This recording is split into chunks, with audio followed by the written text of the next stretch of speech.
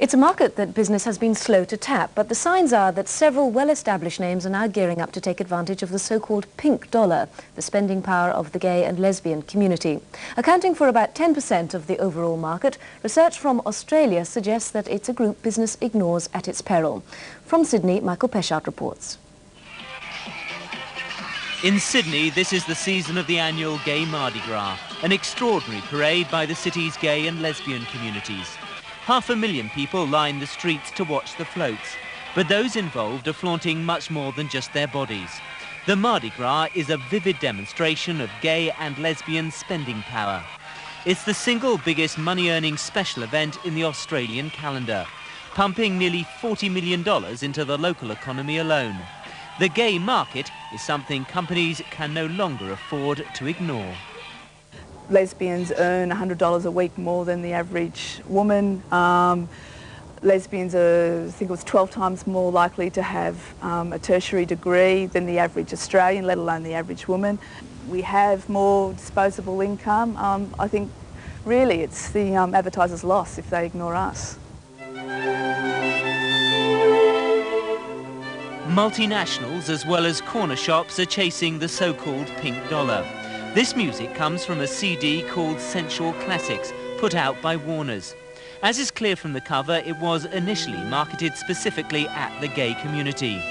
Some within the company are understood to be dismayed about the campaign, but other firms are beginning to follow suit. Smirnoff Vodka has been a long-time advertiser to the market, as has Jim Beam Bourbon Whiskey. We are now seeing an increasing number of organisations who are looking at the market. For example, the New Zealand Tourism Board have just launched a major promotion directed at attracting gay and lesbian travellers. The statistics make a compelling case for companies to target the market. The research shows that over 60% of Australian gays travelled overseas last year, well above the national average. They make up a highly paid elite, and yet there is still considerable corporate reluctance. Toyota was the first international motor manufacturer here to advertise in the Gay Mardi Gras programme. They've been much less visible this year.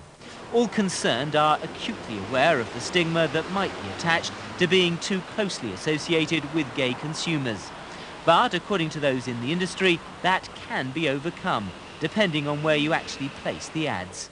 We find with many of our clients that they prefer a niche strategy, so they will tailor-make a campaign directed towards the market and will utilise gay and lesbian media for that campaign.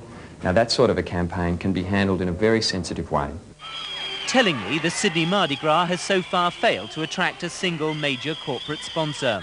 But with over 40% of gays now believed to be holding down managerial positions, the irony is that the sequin creation sashaying past is most likely being worn by someone's boss.